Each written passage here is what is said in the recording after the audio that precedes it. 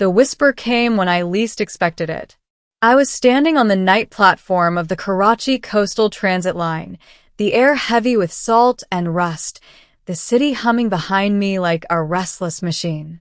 Midnight trains were rare, and the platform was nearly empty. Just me, a flickering light, and the low groan of waves far below the concrete edge. That was when I felt warm breath against my ear.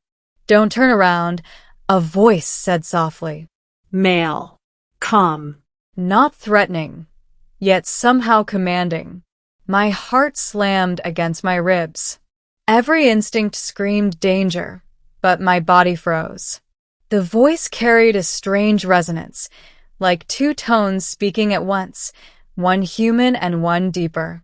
"If you scream," he continued, "you'll forget this moment entirely. If you stay silent, your life will split into before and after." I swallowed hard. "Who are you?" I whispered back. "A messenger," he said. "And a bridge." Before I could ask another question, his fingers brushed the side of my neck. The world lurched. The platform dissolved. I woke on my knees in a vast chamber that pulsed with soft blue light. The floor felt warm, almost alive, and the air vibrated faintly, as if sound itself had weight here. My first breath tasted metallic and sweet. Panic surged, but then I realized I could breathe easily. Too easily. "You are safe," the same voice said. I turned. The man stood a few steps away now. He looked human at first glance. Dark hair, sharp eyes, simple clothing, but something about him felt unfinished. Like a sketch that hadn't fully settled into reality. "Where am I?" I demanded. "Between worlds," he replied. "Closer to mine than yours." My hands trembled. "You kidnapped me." He shook his head. "No." "You were selected." "That's worse." A faint smile crossed his lips. "Perhaps. But selection implies purpose." Before I could argue, the chamber shifted. The walls peeled back like petals, revealing a colossal space beyond, a cathedral-sized hall with arched structures that glowed like veins under translucent skin. And at the center of it all sat her, the alien mother. She was enormous, yet serene. Her body flowed rather than stood, layers of luminous tissue forming something like a throne grown from living crystal. Countless tendrils extended from her form, each pulsing with gentle light, each connected to unseen systems humming throughout the structure. Her eyes, if that's what they were, opened slowly. When she looked at me, my thoughts went silent. "You may speak," the whisperer said quietly, "but choose your words carefully. She hears intent, not sound." I tried to stand, my legs wobbling. What is she?" The answer didn't come from the man. It came from inside my head. "I am the origin," the voice said. "The first breath of my people. The keeper of continuity." I gasped, clutching my chest. "She's not reading your mind," the man explained. "She's resonating with it." "Why am I here?" I asked, barely able to focus. The alien mother's light deepened, colors shifting like emotions made visible. "Because your species is approaching a threshold," she said. "And because you carry an anomaly." I frowned. "An anomaly?" The man stepped closer. "You were exposed to a frequency 5 years ago. A solar interference during a communications blackout." My blood ran cold. 5 years ago, I'd been working as a radio technician. There had been a night when every signal went wild, voices bleeding through channels that shouldn't exist. "I heard something," I whispered. "A voice." The alien mother's presence warmed. That voice was my son. I stared at the man beside me. "You?" I asked. He nodded once. "I was injured during first contact attempts."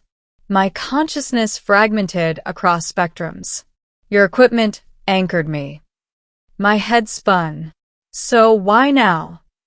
Because he is dying, the alien mother said gently. The word echoed through the chamber. He's not aging like us, the man added. Human proximity stabilized me for a time, but the bridge is collapsing. And I'm the bridge, I said slowly. The alien mother's tendrils shimmered. You are compatible, she confirmed. But compatibility demands consent. Consent to what? I asked, dread creeping in. To merge, the man said. Temporarily. Your nervous system can host my remaining structure long enough for her to extract and restore me. And after? I demanded.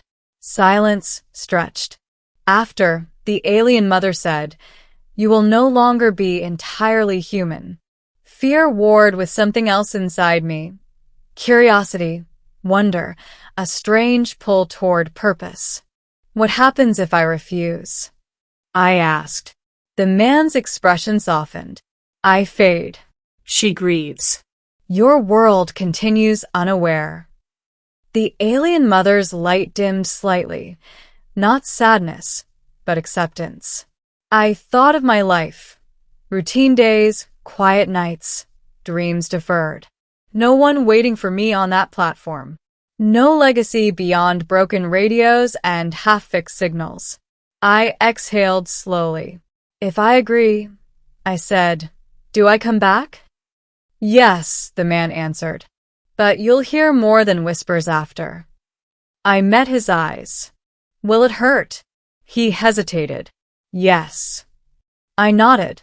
Then let's do it. The merging felt like drowning in light.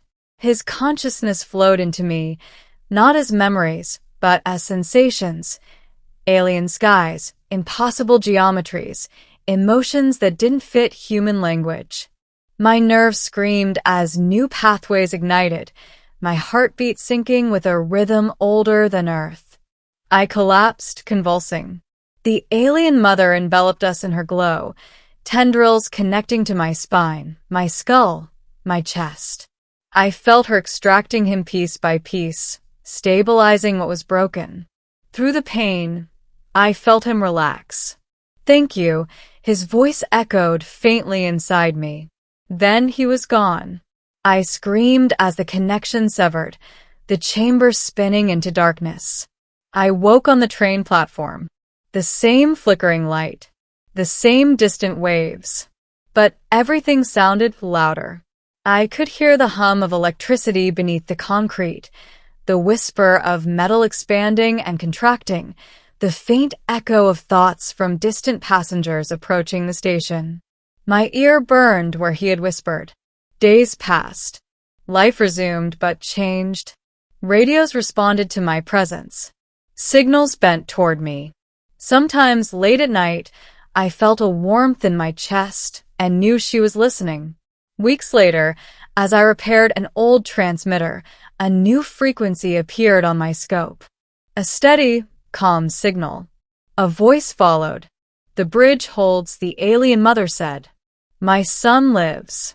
And you are welcome among us. I smiled, tears blurring my vision. Because now, when the universe whispered back, I understood it.